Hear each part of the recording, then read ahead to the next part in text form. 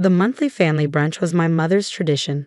Started 15 years ago, when my youngest brother graduated from college.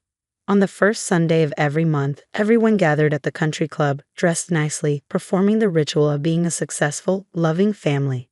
I'd stopped attending regularly 3 years ago after I sold my cybersecurity company to Microsoft for $90 million.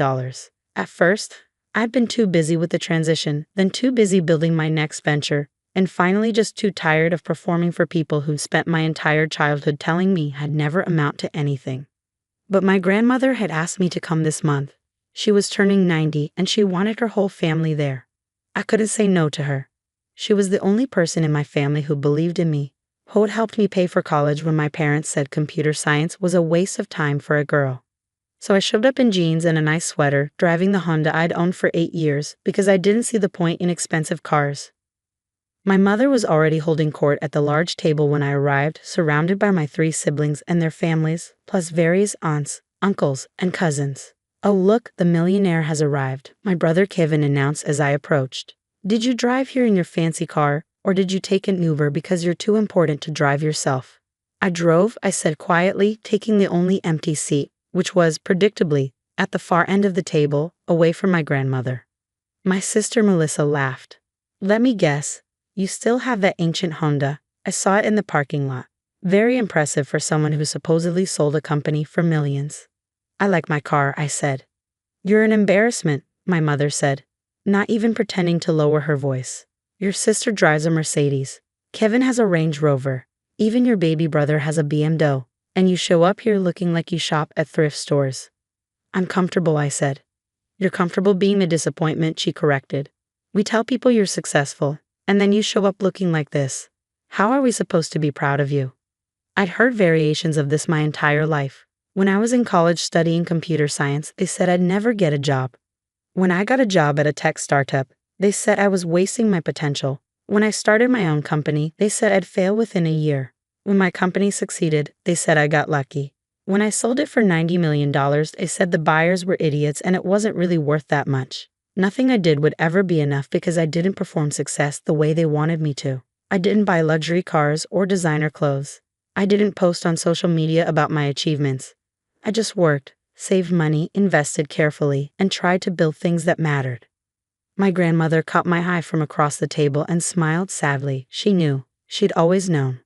Brunch proceeded with the usual performances, Kevin bragging about his sales numbers at his father-in-law's real estate firm, Melissa talking about her husband's promotion at his law firm, and my younger brother Daniel showing off photos from his vacation to Bali, funded entirely by our parents. "What have you been up to?" my Aunt Linda asked me politely. Before I could answer, my mother interrupted. "She sits in her apartment writing code. Very glamorous, very impressive." "I'm developing a new platform for small business cybersecurity," I said. "It's going well." "Still playing with computers," Kevin said. "Some things never change." My mother stood up then, holding her mimosa. She'd had at least 3 already. Her face had that flushed look that meant she was moving from tipsy into mean drunk. "Watch this," she said loudly, drawing everyone's attention. "This is how we treat people who embarrass the family." She walked over to where I sat and poured her entire mimosa over my head. The orange juice and champagne were cold and sticky, running down my face, soaking into my sweater and hair. The table went completely silent for about 3 seconds. Then Kevin started laughing. He pulled out his phone and started recording. "This is gold. This is absolutely gold." Melissa had her phone out too, filming from another angle. Daniel was recording on his phone, grinning. My cousins had their phones up. Half the table was filming me sitting there, juice dripping from my hair. "That's how we treat trash," my mother said clearly, making sure everyone could hear. "People who don't respect themselves or their family." I stood up slowly, juice dripping onto the floor. I looked at my grandmother, who had tears in her eyes but said nothing. She was 90 years old and had stopped trying to control her daughter's behavior decades ago. I picked up my purse, pulled out my wallet, and left $60 on the table for my portion of brunch. Then I walked out of the country club without saying a word. In my car, I sat for a moment, sticky, humiliated, and cried. Not because my mother had poured a drink on me. I'd survived worse from her. But because I believed, somehow, that maybe this time would be different. That maybe success on my own terms would finally be enough. I drove home, showered, put on clean clothes, and tried to forget about it. The video showed up on social media 6 hours later. Kevin had posted it on Facebook with the caption, "When your sister thinks she's too good for the family, Mom showing her what's what. Needed to be done." Melissa shared it with Family Dynamics. Sometimes people need to be put in their place. Daniel posted it on Instagram with laughing emojis. It had a few dozen likes and comments from family friends, most of them laughing or making jokes about me deserving it for acting superior. I blocked all of them and tried to move on. Then it happened. Someone, I never found out who, shared the video beyond my family's social circle. It got picked up by one of those accounts that reposts drama videos. Then another, then another. Within 48 hours, the video had 3 million views. But it wasn't going the way my family had expected. The comments weren't laughing at me, they were horrified by my family. "This is abuse. This woman just assaulted her daughter on camera and everyone filmed it. The fact that they're all recording and laughing is psychotic. Imagine being so cruel to your own child." Then someone recognized me. "Wait, isn't that Sarah Mitchell? The woman who founded CyberShield? She's on Forbes 30 Under 30. She sold her company for $90 million. OMG, yes, that's definitely her. She was just on TechCrunch talking about her new venture. These people just assaulted a tech entrepreneur and posted it online thinking it was funny. The narrative shifted instantly. News outlets picked it up. Tech blogs wrote articles. Tech entrepreneur abused by family at brunch. Video goes viral was trending on Twitter. Family pours drink on Forbes featured CEO, made it to the front page of Reddit. My phone started ringing, PR firms offering to help manage the situation, journalists requesting interviews, other tech founders reaching out with support and sharing their own family dysfunction stories. I ignored most of it, but I did issue one statement through my company's PR team. "I appreciate the concern. This is a private family matter. I'm focusing on my work and moving forward." The public backlash against my family was immediate and severe. Kevin's real estate firm started getting negative reviews. "Would you trust someone who films his mother abusing his sister?" Clients began calling his office, asking if he was the person in the video. His father-in-law, who owned the firm, called him into a meeting. Kevin was fired 3 days after the video went viral. His father-in-law released a statement. "We do not employ individuals whose personal conduct reflects poorly on our firm's values." Melissa's husband was a partner at a law firm that prided itself on professional ethics. When the video surfaced showing his wife laughing and filming the assault, the firm's managing partners were not amused.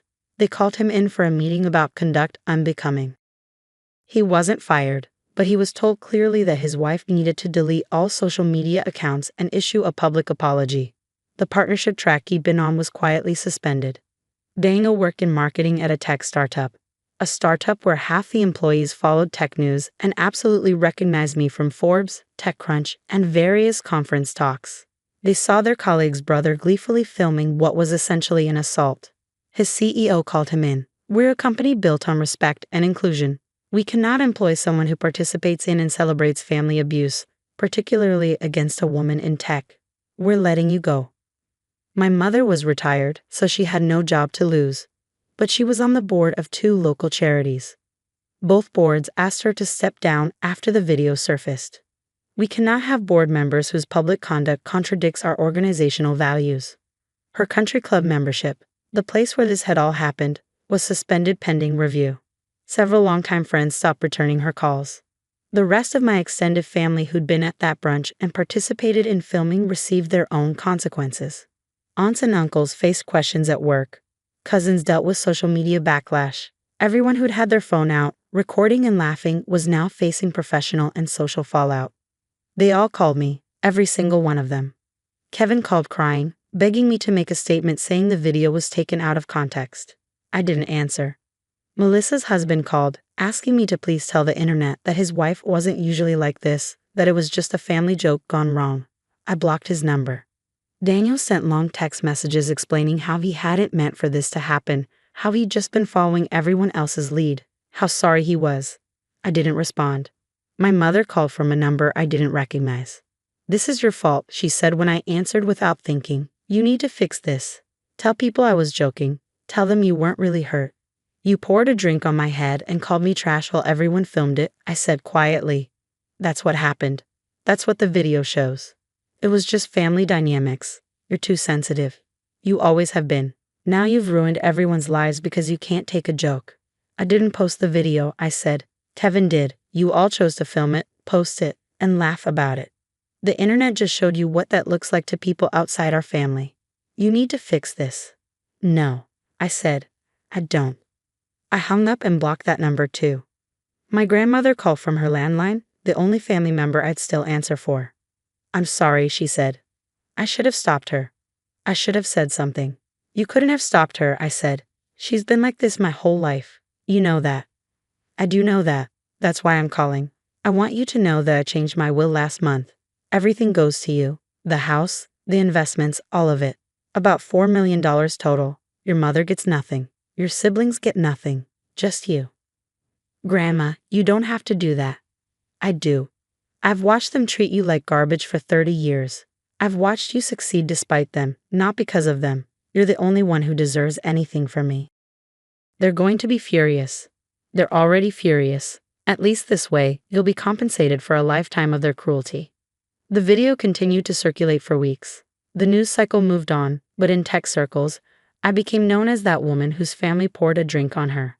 People in the industry were incredibly supportive. I got speaking invitations, investor meetings, and partnership offers, all from people who'd seen the video and wanted to support me. My new cybersecurity platform launched 2 months after the Brunch incident. We got funding more easily than I expected. Investors specifically mentioned seeing the video and being impressed by how I'd handled the situation with dignity. You didn't fight back, didn't make it a media circus, just focused on your work, one investor said. That's exactly the kind of founder we want to back. The company was valued at $50 million at launch. 6 months later, we closed a Series A at $80 million. I owned 60%. My family's situation did not improve. Kevin's marriage fell apart. His wife left him, taking the kids, citing his failure to protect them from the public backlash. He moved in with my parents.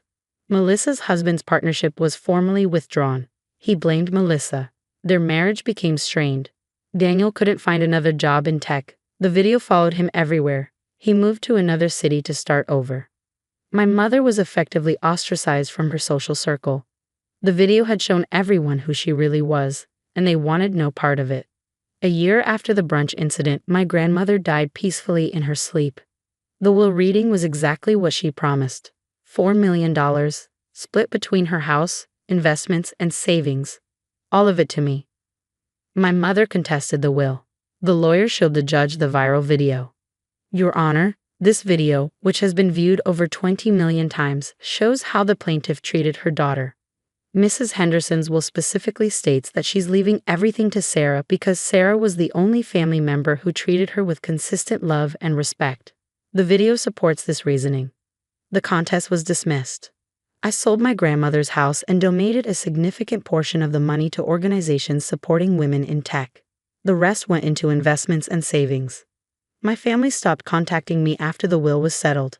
I heard through distant relatives that they blamed me for everything. For the video going viral, for their lost jobs, for their social ostracism, for the inheritance. They never once acknowledged that they created the video. They'd filmed it, posted it, laughed about it, and called it entertainment. They just never expected the world to see them the way I'd seen them my entire life. For years later, I'm running a successful company valued at over $200 million. I've been on multiple Forbes lists. I speak at conferences about cybersecurity and entrepreneurship. I've built a life I'm proud of. And somewhere, my family is dealing with the consequences of thinking that filming abuse was entertainment, and that posting it online would make them look good. They'd wanted to humiliate me. Instead, they documented exactly who they were for the entire world to see. Sometimes the best revenge is just stepping out of the way and letting people reveal themselves. Hi, I'm Sophia, a 28-year-old new mother, navigating the beautiful yet challenging world of motherhood. The first days at home with my newborn son were a whirlwind of bliss and exhaustion. Despite the immense joy he brought into our lives, the physical recovery from childbirth was tougher than I anticipated. The house was in constant disarray, laundry piled up, and dishes rarely made it out of the sink. One afternoon, as I was trying to soothe my crying son, the doorbell rang unexpectedly. It was Linda, my mother-in-law, who popped in unannounced. Her eyes quickly scanned the cluttered living room before settling on me with a blend of concern and disapproval. "I thought I'd come and see how you're managing, dear," Linda said, stepping over a stray baby toy. "Tom mentioned you might need some help." "Thanks, Linda. Things are a bit hectic, but we're managing," I replied, trying to mask the stress in my voice. Linda walked into the kitchen, where the clatter of unwashed dishes echoed around us. "It looks like you could use more than a little help," she remarked, her tone sharp. "This place is a mess. Is this how you plan to raise my grandson?" Her words stung, and I felt the weight of her judgment crushing my already fragile spirit. "I'm doing the best I can," I said defensively, holding my son a little tighter. Linda sighed heavily. "Sophia, being a mother is about prioritizing, and right now, it seems like you're not prioritizing anything at." I was about to respond when Tom walked in. Seeing the tension, he quickly tried to diffuse the situation.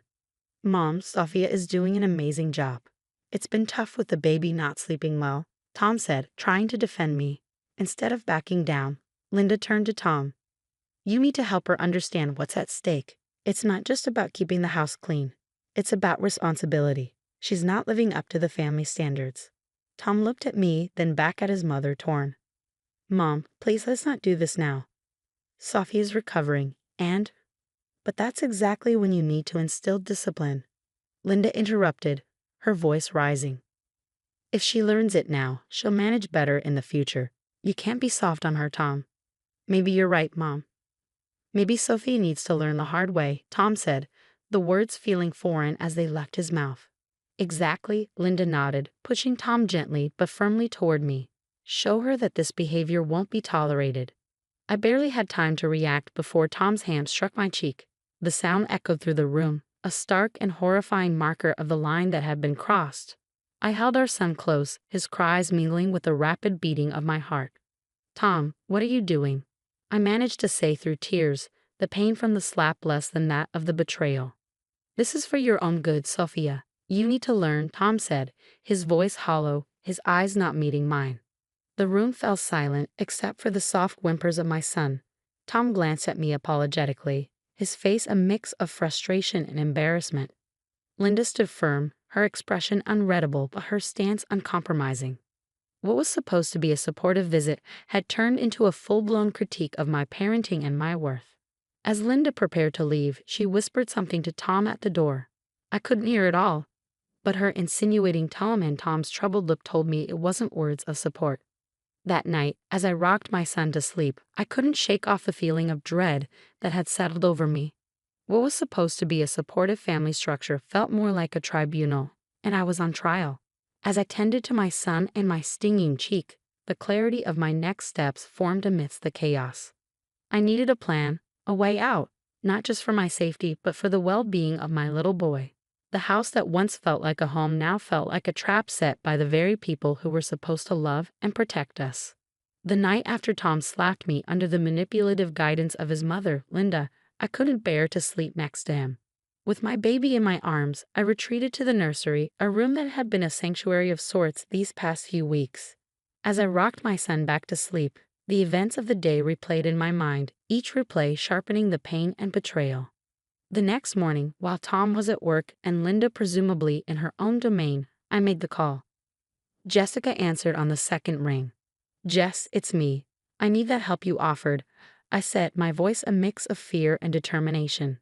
"Say no more, Sophia. I'll come by today with my truck. We can store your things at my place until you figure out where you want to go," Jessica responded, her voice firm and reassuring. The plan was simple but risky. I would pack as much as I could during the day, focusing on essentials for my son and me. Jessica would help me move everything to her place in the evening. We decided it was best to leave before Tom came home from work. I knew if I faced him, he might sway me with apologies, or worse, the influence of Linda might prevail again. Throughout the day, as I packed every outfit, every baby toy felt heavy with memories and what-ifs. But the echo of Tom's slap and the look in Linda's eyes were all the reminders I needed that staying was not an option. By late afternoon, most of our things were boxed up and hidden in the garage. Jessica arrived just as the sun began to set, her presence a beacon of hope in what had been one of the darkest days of my life. "Ready?" she asked as she walked in, taking in the scene of our life reduced to boxes and bags. As I'll ever be, I replied, holding my son a little tighter. We worked quickly, loading the truck with the stealth and speed of a well-oiled machine. The nursery, my sanctuary, was the last room I cleared. I took a moment there, a silent goodbye to the life I had hoped to build with Tom. Driving away from the house, I watched it disappear in the rearview mirror, a chapter closing with a heavy but hopeful heart. My baby slept quietly in his seat, unaware of the change but finally safe. This was the first night of our new life, one where fear and manipulation would no longer hold sway. Safe at Jessica's place, my resolve only grew stronger. The peace and support I found there contrasted sharply with the oppressive atmosphere of my own home. It was here, in this sanctuary, that I began to meticulously plan how to expose Tom and Linda for their true colors. The idea wasn't just to escape, but to ensure they couldn't twist the narrative to their advantage or ever do this to someone else. I started by reaching out to family and friends under the guise of catching up. During these conversations, I subtly recorded any mentions of Linda's behavior or Tom's unusual submission to her. Some were wary, but many were unaware of the depths of manipulation and control Linda wielded. Over the weeks, these bits of evidence began to form a clearer picture. I compiled text messages, voicemails, and recorded calls. I even managed to capture a particularly damning video of Linda coaching Tom on how to handle me, using language that made it clear this was more about control than concern. With everything in place, I chose the venue for the confrontation, a family gathering hosted by Tom's sister for her anniversary. It was a neutral place with enough family members present, some of whom had quietly expressed discomfort with Linda's dominance in the family dynamics. On the day of the gathering, my nerves were taut as a wire. I arrived with Jessica, who had agreed to support me through this ordeal. The murmurs of greeting were tepid. The tension around Tom and Linda's recent domestic issues had reached even the most distant relatives. After the initial pleasantries, I stood up, my hands trembling but my voice steady. I have something important to share with all of you today, I began, every eye in the room locking on me. It's about Tom and his mother, Linda, and how their actions have not only impacted me and my son, but the entire family. Tom, looking shocked and a bit scared, tried to interrupt. Sophia, let's not do this here. But I pressed on, pulling out my phone. This is not just a domestic issue, I said as I connected my phone to the Bluetooth speaker. The room fell silent as the recordings played. Linda's harsh directives, Tom's hesitant agreements, they're planning to correct my behavior. The reactions vary from shock to disgust. Tom's aunt, who had always been fond of me, looked particularly betrayed. Is this true, Linda? Were you forcing Tom to do these things? She demanded. Linda's face was a mask of fury and panic as she tried to deflect. These are just out of context. But Tom's cousin, a quiet observer until now, stood up. No, they aren't. We've seen hints of this for years. We just never wanted to believe it. The confrontation turned the tide. Relatives began sharing their own observations and experiences, slowly painting the portrait of a woman who had manipulated her family under the guise of matriarchal concern. Tom sat there, pale and silent, finally seeing the web his mother had woven around him. As the family meeting turned into a heated debate about Linda's influence, I felt a weight lift off my shoulders. The truth was out, not just for me to see, but for everyone. After the storm of the family confrontation, the aftermath was a quiet, somber realization for everyone involved. Tom's family, long under Linda's sway, now saw her manipulations for what they truly were. The collective shock was palpable, the discomfort undeniable, as they all came to terms with how deeply Linda's influence had burrowed into their lives. For me, the decision to leave Tom was as painful as it was necessary. As the family gathering dispersed, the finality of my choice settled in. I gathered my son, who remained blissfully unaware of the turmoil around him, and with one last look at the family home, I stepped into the unknown. Tom watched us leave, a mixture of sorrow and resignation in his eyes. His voice, once so familiar, now seemed like a distant echo as he whispered a feeble goodbye. Linda, on the other hand, faced a harsher reality. The family she had controlled so tightly now turned their backs on her, each member grappling with their own betrayal and misplaced trusts. The blame for breaking the family apart was placed firmly at her feet. Her attempts to regain control fell on deaf ears. The evidence and collective testimonies at the gathering had been too damning. In the weeks that followed, Tom tried to reach out, his messages a mix of apologies, pleas for understanding, and promises of change. But the memory of his hand raised against me, the echo of his mother's voice in his actions, were barriers too great to overcome. The trust was shattered, and with it the foundation of our marriage. I found refuge in a small apartment far from the neighborhood I once called home, a place where no one knew my story. Jessica remained my steadfast supporter, helping me navigate this new phase of life. My days were filled with the simple routines of caring for my son and rebuilding a world safe from the shadows of the past. The healing process was slow and often painful. There were days when the weight of everything that had happened felt overwhelming, but the freedom to make choices without fear of manipulation or abuse was a powerful motivator. I attended therapy, joined support groups for single mothers, and gradually, the fragments of my old self began to knit back together into someone stronger, more resilient. My son's laughter became my anchor, his milestones a series of light points guiding me forward. As he grew, so did my confidence in our future, one I was now crafting on my terms. Months turned into a year, and one evening, as I put my son to bed in our cozy living room filled with drawings and toys, I reflected on the journey. The pain of the past was still a shadow, but it was a shadow dwarfed by the light of new beginnings. The support of friends and the unconditional love of my son had woven a safety net strong enough to catch me on the days I faltered. Sitting down with a cup of tea, I finally felt ready to share my story. I started a blog, a space to speak about my experiences, to connect with others who might be facing their own battles against manipulation and abuse. Each post was a step further away from the victim I had been and a step closer to the advocate I was becoming. As our story of resilience and courage concludes, I want to pose a thought-provoking question to all of you. Do you believe it's possible to fully break free from manipulative family dynamics, or do the shadows of such relationships linger in our lives forever? Share your thoughts and experiences in the comments.